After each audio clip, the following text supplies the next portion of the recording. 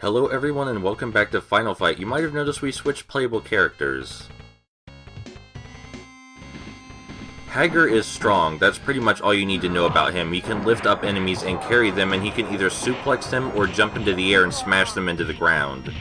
We won't be doing that second one a whole lot because, well, it puts us in danger. But we shouldn't just be talking about Hager's grabs, we should be talking about grabs in general. Pre-beat 'em up, running into enemies just hurt you. There was no, special mechanic for running into enemies, it just did you damage. But with the discovery of 3D gameplay, it became possible to move around and into enemies without sacrificing any of the challenge. So since there was no longer a need to have players get hurt by enemies when they run into them, it was replaced with the grappling mechanic. Grappling can seem kind of pointless at first because you feel that you should just stay back and swing at the enemies until they walk into your fists, but that's not always going to work out.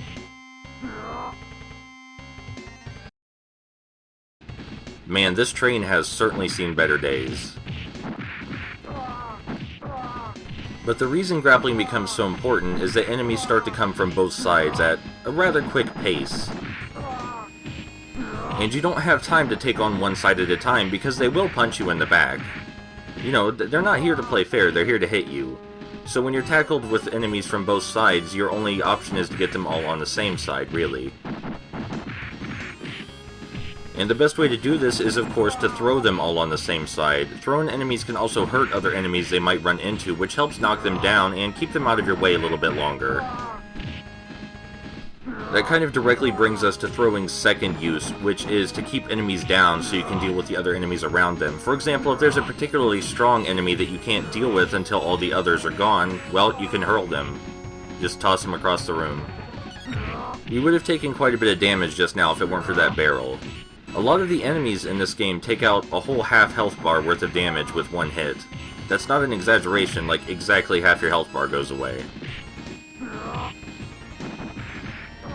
As far as I remember though, every piece of food also refills your health completely, so if you manage to find one, well, that's lucky. The regular enemies as of this stage have also started to get second health bars, just like Dam did in the first stage. Or should I call him Thrasher? Whichever he prefers, really. So you don't get a whole lot in the way of story in this game, but the way the environments are set up tells you a little bit about what's going on. For example, it's very clear that the subway is pretty much owned by Mad Gear. There aren't any normal people using this train.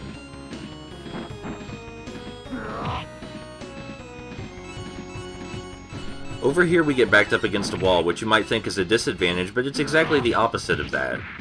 Being backed up against a wall means that there can't be any enemies that come from behind. And of course, we were also lucky enough to find a pipe, which of course increases your range significantly. Like, more than doubles it, I'm pretty sure.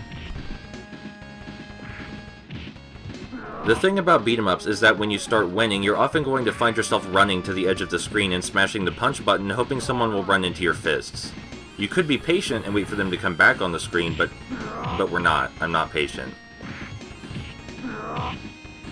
The weird thing about item drops in this game is that some barrels have a random chance of items appearing, and some of them have designated items.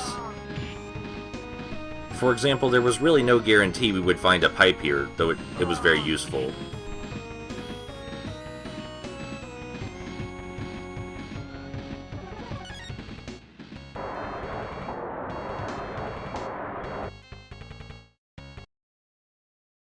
Wherever we are right now, it's probably not where the train is meant to stop, considering there are still train tracks. If things are this bad in the slums and subway, you gotta wonder how terrible it must be downtown, because this is a city. And if the entire city is this bad, then Gotham might have a new rival. I do suppose that the problems are all coming from one gang, though, as opposed to many.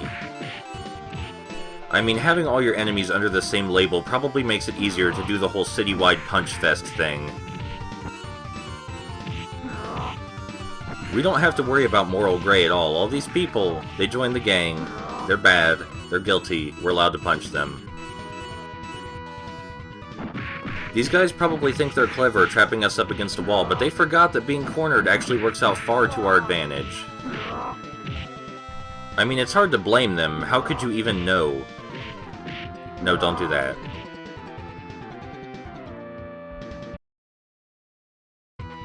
Welcome to the underground fight ring. Our opponent here is an individual named Katana, also called Sodom in the Japanese version. The thing about Katana is that he loves to dash. That's his whole gimmick. To avoid his dash, we need to stay directly beneath him after he gets back up. Because he can dash almost anywhere, but he cannot dash straight up or straight down. So the thing about Sodom here is that he's not actually Japanese. He is a white American who is obsessed with Japanese culture, a Japanophile.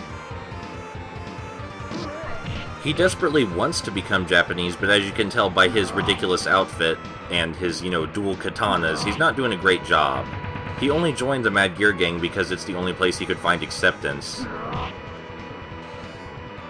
I'm not super happy with that fight, so let's try again.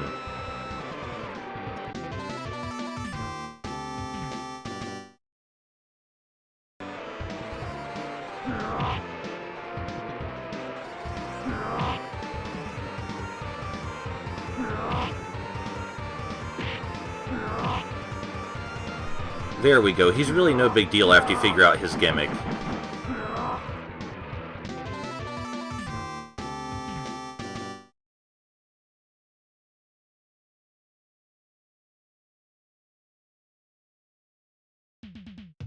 So here's the famous bonus stage where we wreck this dude's car.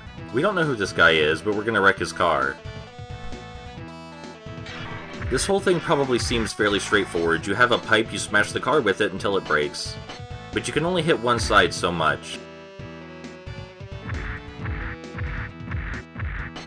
Eventually you have to move around to the other side, even though that left side isn't even done yet.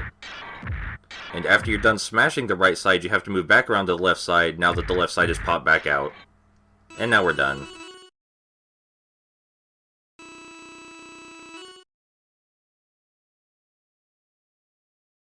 Oh my god.